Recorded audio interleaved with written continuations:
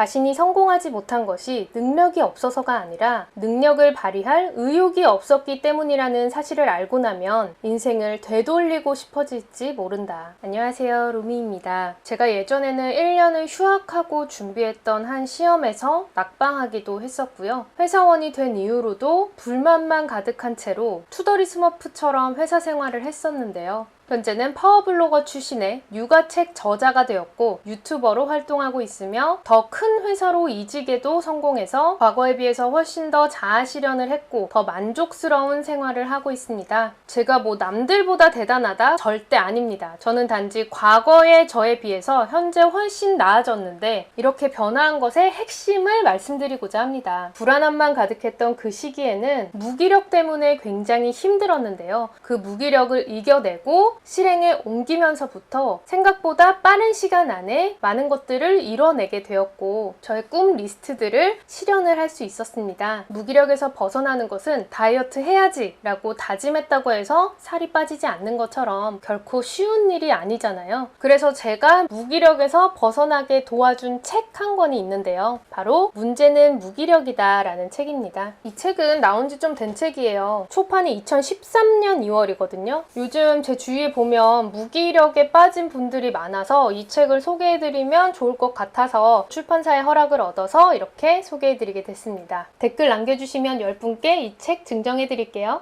무기력 관련된 책 봐봤자 뭐 그냥 요즘 그런 책들이 많죠. 좀 공감의 멘트들, 감성적인 멘트들이 많은데 이 책은 전문가가 쓴 책이에요. 인지과학 박사학위를 대한민국 1호로 수료한 박경숙 님이시고 연대 교수 등 전문 분야의 교수들을 하셨던 분이더라고요. 그리고 직접 본인이 무기력을 겪고 직접 이겨내면서 쓴 책이어서 공감 가는 포인트들도 있고 이런 식으로 해결해 볼 수도 있구나 라고 참고할 만한 책입니다. 근데 전문가가 쓴 책 중에서는 굉장히 쉽게 쓰여 있는 편인데 쓱쓱 보는 느낌은 아니라 제대로 나의 무기력에 대해서 파악해보고 해결해 나가려는 의지를 가지고 보실 만한 책인 것 같아요. 엄청 심각하게 무기력을 느껴야지만 무기력이라고 생각할 수 있는데 책을 읽어보시면 결코 그런 게 아니라 나 이거 하고 싶어, 이거 언젠가 해봤으면 좋겠는데, 이 취미를 발전시켰으면 좋겠는데 이렇게 생각은 있는데 계속 실천에 못 옮기시는 분들 있잖아요. 대단한 무기력이 아니더라도 조금만 더 실천을 하다 보면 바뀔 텐데 참 이게 행동으로 안 옮겨진다 이랬던 부분들, 그런 소소한 것들도 다 무기력에 영향이 있더라고요. 내 인생을 무기력 때문에 제대로 발휘하지 못한다면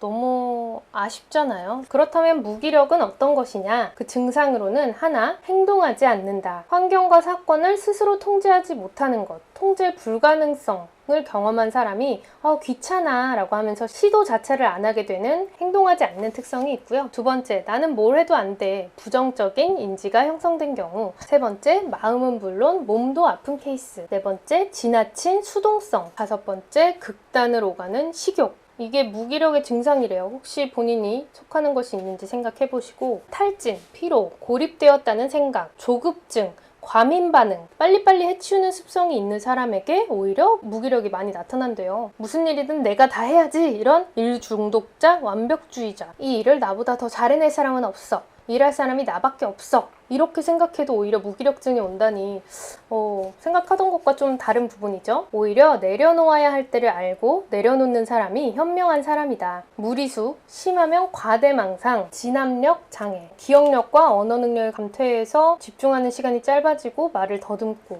이런 부분. 통증, 이런 식인데요. 이 무기력이 또 은밀하게 영향을 미치는 케이스가 있어서 사례들이 나오는데, 실제로는 취업 준비하면서 편의점 아르바이트를 하는데 내년에는 꼭 취업이 됐으면 하고 바라면서도 실제 액션에 옮기는 건 없고 정작 구체적인 진로를 고심하는 일은 미루기만 한다. 이런 식으로. 그리고 또 한 회사원은 뭔가 실력을 쌓고 싶은 생각은 있는데 뭔가 해볼까 하면 책 읽다 보면 졸리고 시간 나면 인터넷 쇼핑만 하고 있고, 이런 방식이라는 거죠. 대부분의 사실 우리들이 그렇게 시간을 보내고 있잖아요. 나름대로 아침부터 저녁까지 바쁘게 무엇인가를 한다. 근데 이렇게 바쁘다는 게 그냥 무언가 하고 있으면서 무의식적으로는 내가 그 목표에 맞는 훈련을 하지 않았으니까 내 기록이 안 나오는 게, 성과가 안 나오는 게 당연하잖아 라는 자신을 속이고 위로하기 위해서 자기 자신에게서 도망치려는 것이다.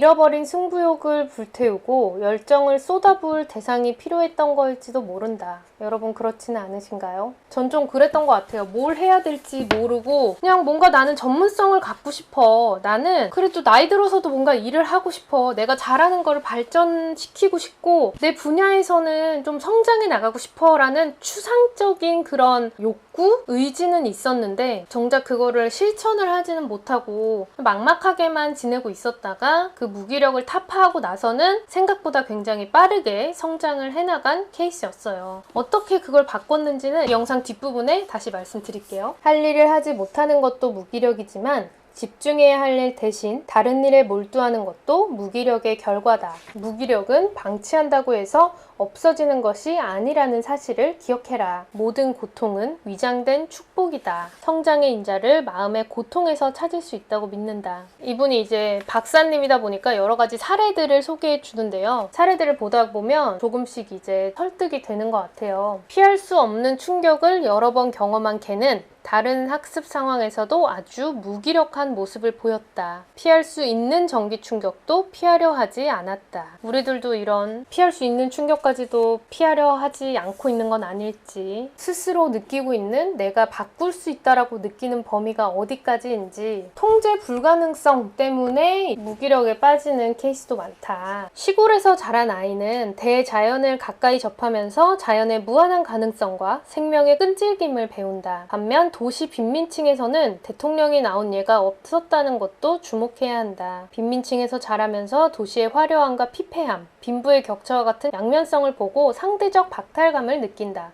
이 상대적 박탈감 때문에 더 무기력해지는 케이스가 최근 많은 것 같습니다. 저도 그런 감정을 굉장히 많이 느꼈었고요. 늘 다른 사람들의 SNS를 보면서 왜 나는 이 모양일까? 저 사람들은 저렇게 잘 지내는데 라는 생각 많이 했었어요. 그거를 결국 긍정적으로 승화할 수 있느냐는 본인의 몫이니까요. 무기력한 사람이 다른 사람에게 관대하지 못한 것은 자신의 문제가 너무 커서 그것을 해결하는 데에 에너지를 다 쏟기 때문이다. 줄 수 없는 사람에겐 점차 줄 것조차 사라진다는 사실을 기억해야 한다. 설문조사 결과 직장인 중에 90.3%가 무기력 증후군에 시달린 경험이 있다고 답변했다. 와, 이렇게 많이 내 마음대로 할 수 있는 일이 많지 않아 창의력을 발휘할 기회가 적고 마치 부품처럼 움직여야 한다는 사실이 나를 힘들게 했던 것이다. 많은 직장인분들이 공감이 가실 것 같은데, 어려운 환경 속에서도 꿋꿋이 제대로 성장해 나간 아이들에게는 한 가지 공통점이 있다는 사실을 발견했다. 그것은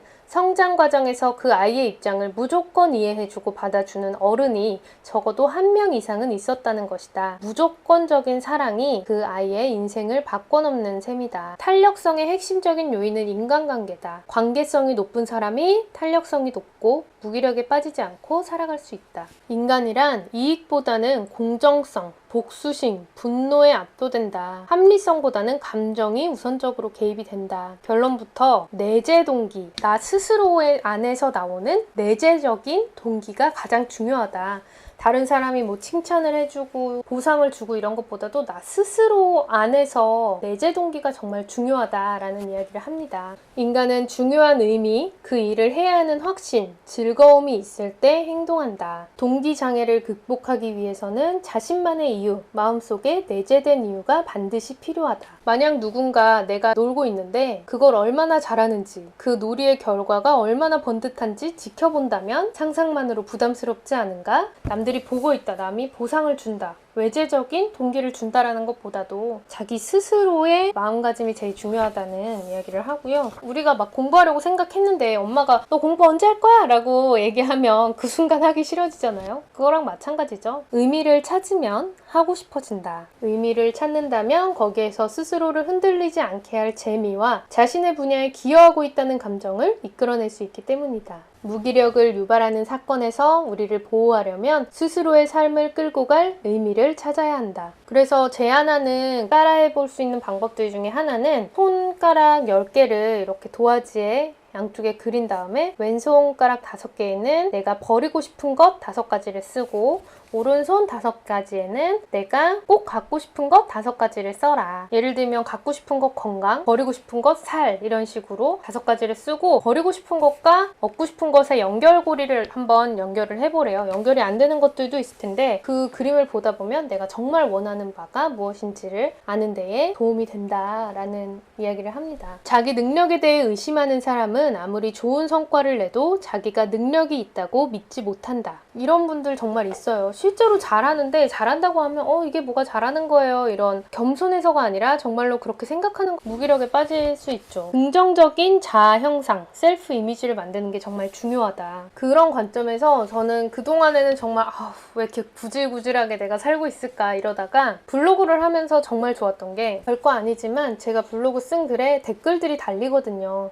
이거 도움이 됐어요 하면서 제 글이 누군가에게 긍정적인 영향을 미쳤다는 게 너무 기분이 좋더라고요. 초반에는 좀 그런 타인으로부터 칭찬을 좀 들어줘야 내가 진짜 잘하나? 라는 생각이 들게 되고 그런 소소한 피드백들을 받다 보니까 그래 내가 이런 쪽으로 자질이 좀 있구나 라는 게 생기면서 저의 셀프 이미지가 긍정적으로 좀 바뀐 것 같아요. 제가 블로그 시작하기까지는 10년 가까이를 별다른 글을 안 쓰고 지냈기 때문에 그렇게 뭐 글을 잘 쓴다고 생각하지도 않았고 제가 쓴 글이 누군가에게 도움이 될 거라고 생각도 안 했는데 이제 이렇게 소소한 경험들을 하다 보니까 내가 요런 데 자질이 있구나라는 걸 발견을 한 거죠. 그러면서 좀 무기력도 떨쳐낼 수 있었고 좀 더 자꾸 시도를 하게 된 거죠. 자존감이 강한 사람은 자신의 강점과 재능에 집중하는 반면 자존심이 강한 사람은 약점과 결점에 집중한다. 자존감을 회복하기 위해서는 작은 목표부터 이루어내는 습관을 기르자. 그리고 인지치료법들이 학자별로 이런 사례들이 나와요. 아론백의 인지치료. 치료자는 답을 주는 게 아니라 계속 질문을 한다. 환자에게 질문하면서 모든 원인이 자신의 마음에 있음을 환자 스스로 느낄 수 있도록 유도한다. 인지적 재구조화 과정, 소크라테스식의 질문하는 방식도 나와 있고요. 이런 샘플들을 보시면서 같은 사건을 겪더라도 남편하고 싸웠더라도 그거를 좀 더 발전적인 관점에서 어떻게 하면 좀 해결해 나갈 수 있을지에 집중하는 사고방식을 키우는 거에도 도움이 되더라고요. 5가지 인지 전환 기술. 첫 번째, 주의 돌리기. 다른 생각해버리는 거. 이거의 팁이 괜찮은 게 어떤 생각이 만약 머릿속에서 계속 맴돌아요. 그럴 때 이제 이 생각 그만하고 내일 오후 2시에 이 문제를 다시 생각해보자 라고 스스로에게 지시를 하래요. 그러면 걱정이 불러오는 무기력이 줄어든다. 근심거리 적어두기라고 부르는 전문적인 치료 방법이라고 해요. 두 번째, 거리두기. 타인의 부정적인 말에 대해서 변명하거나 논쟁하고 반박하는 것을 자기 자신에게 적용하는 기술. 쓸데없이 딴지거는 다른 사람들 있잖아요. 그 사람들은 뭐 다 삐뚤어져 있잖아요. 근데 그것처럼 내가 하는 생각도 그렇게 다 삐뚤어져서 생각하는 걸 수 있으니까 그런 관점에서 계속 다 반박해보는 거죠. 제3자와 대화한다고 생각하고 변명하고 논쟁하고 반박하고 그거를 스스로 해보는 것도 전환해 나가는 데 도움이 된다. 대안 찾기. 그리고 인지 전환을 할 때 무언가 부정적인 생각이 났을 때 그거를 영속성, 계속 이러는 거라고 생각하지 말고 일시성, 내가 지금 좀 지쳐서 그래, 지금 이러는 문제야 라고 선을 그어버리면 훨씬 덜 무기력해질 수 있다고 해요. 성적이 잘 안 나왔을 때도 늘 그랬다, 언제나 그런다 라고 생각하지 않고 이 시기, 이 특수하게 이번 케이스가 그런 거야 라고 부정적인 거는 이번에 단발적인 일이야 라고만 생각하자는 거죠. 인간이 유능감을 가지기 위해서는 자신의 노력으로 나쁜 사태가 개선될 수 있다는 예상을 전제되어야 한다. 자신의 가르침을 받은 동료가 변화하는 체험을 하면 가르침 받은 사람 그리고 내 준 사람 모두에게 유능감을 주는 경험이 될 수 있다. 나에게 영향력이 있고 상대가 나를 존경하고 필요로 한다고 느끼는 것이 서로 가르치기가 주는 이점이다. 회사 다니면서는 솔직히 내가 이 일 안 해도 누군가가 이 일 할 텐데 나는 정말 기업의 부품일 뿐인데 내가 공헌하고 있는 건지 정말 유능감을 느끼기 쉽지가 않잖아요. 그래서 소소하게라도 취미나 다른 활동을 통해서 내가 뭔가 기여하고 있다. 의미 있는 일을 하고 있다. 나에게도 어떤 유능한 면이 있다라는 거를 자꾸 느끼는 그런 기회들이 필요해요. 그래서 이 책에는 서로 가르치기 시스템을 제안을 하는 거죠. 회사 안에서도 내가 뭔가를 알려주면서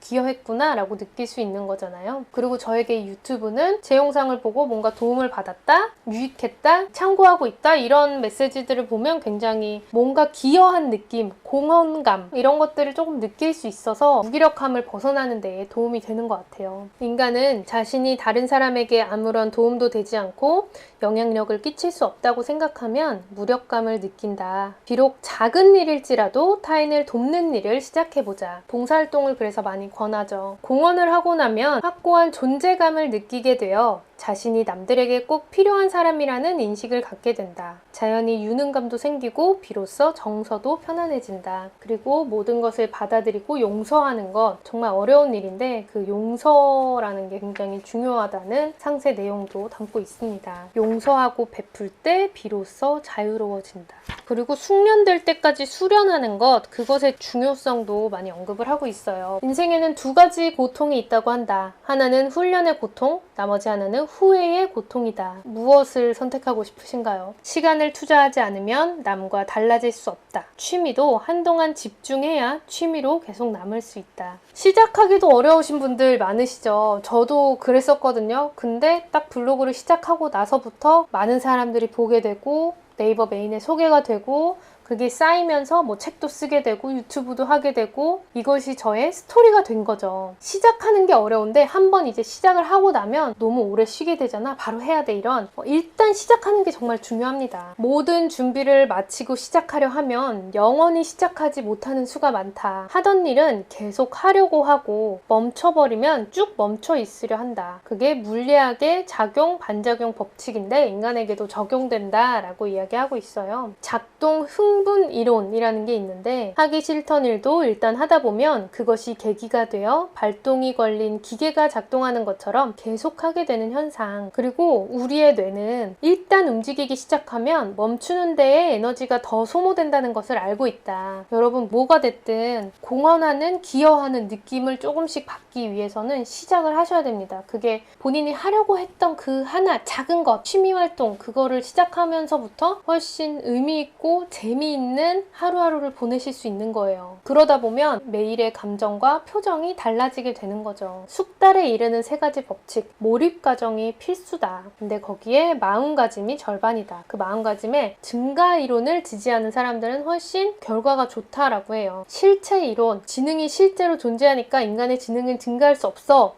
라고 생각하면 실제 그들의 능력도 증가하지 않는데 증가 이론, 지능을 노력하면 향상시킬 수 있어 라고 믿는 이들은 훨씬 본인의 능력도 향상된다는 거죠. 긍정적으로 생각하면 계속 긍정적인 일이 생기고요. 부정적으로 생각하고 나는 안 돼, 선을 긋고 한계를 만들고 이러면 계속 본인이 정한 테두리 안에서 살게 되는 것 같아요. 만약 영어 수업을 들으면서 A 학점을 따겠다, 이거는 수행 목표인데 영어를 의사소통이 가능할 정도로 공부해보겠다라는 건 학습 목표다. 숙달에 이르기 위해서는 학습 목표가 중요하다. 프로가 된다는 것은 자신이 사랑하는 일을 하고 싶은 기분이 들지 않는 날에도 열심히 한다는 뜻이다. 이 사이클을, 4가지 사이클 이런 것들을 하다 보면 점점 무기력에서 탈출해 나가고 활력을 찾을 수 있다는 이야기를 하고 있습니다. 그리고 목표에 따라서 인생의 장기 계획 세우기 이런 표들도 나와 있어요. 이 책 출판사에서 10권 증정해주기로 했거든요. 댓글을 남기실 때 제가 했던 영상 속의 멘트 중에 혹시 더 알고 싶다라는 내용을 같이 붙여서 써주시면 이거 영상을 끝까지 보셨다는 증거이기도 하고 책이 필요하신 분이구나 라고 제가 판단할 수 있을 것 같아요. 의견 같이 남겨주세요. 로밍이 여러분, 긴 영상 시청해주셔서 감사합니다.